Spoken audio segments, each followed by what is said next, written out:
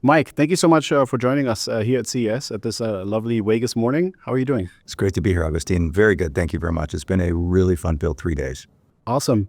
I feel like if we take a look at the show, EV's really taken a backseat this year, but there's a lot of talk about autonomous, about ADAS, and of course, mapping plays a key role in that. So what's kind of your observation from the first few days here? Yeah, the two things we're really seeing coming out at CES this time are really it's AI. AI is everywhere. And the second is really talking about the future of the perception systems, which is ADAS.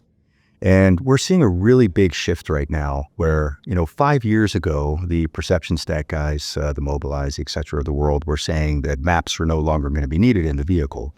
And the shift that we're seeing now is that they're realizing that you need both the map and the perception stack to work together to be able to provide the best experience into the cockpit. So a lot of people are talking about that. Being a mapping company, it really has been fantastic for us. And we're working with some of the biggest players to create those ADAS systems that combine both the map and the perception stack to really provide that in-cockpit view. Yeah. And I saw there's actually been a lot of announcements from you this week. I feel like there's a daily news release. Yeah. Some big partnerships on the way. Maybe you want to share a little bit more about that. Yeah, we had a fun time.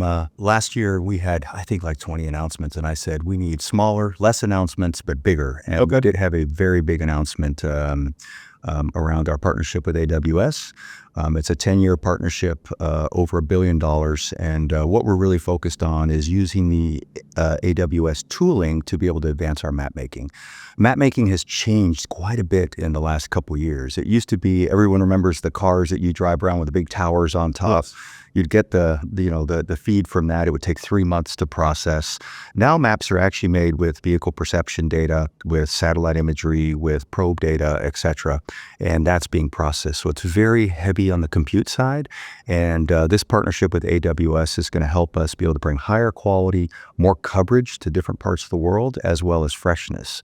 And freshness, what we mean by freshness, instead of that 3-month gap, we're going to be able to make changes in the map within 24 hours. Oh, wow. So it's really exciting. So if there is a intersection that has a stoplight and they change it to a roundabout, we'll have that in within 24 hours. And so the era of the live map is finally here. How soon can consumers see this in their own vehicle? Yeah, so that's the one we're really working on with the OEMs because, the big challenge is most of the Western OEMs, their programs take 4 to 5 years to get to market. So by the time you get your vehicle, what's in there is already old. And a lot of pressure from automakers in China, and we're seeing a lot of that here at CES. They take about 2 years to get to market.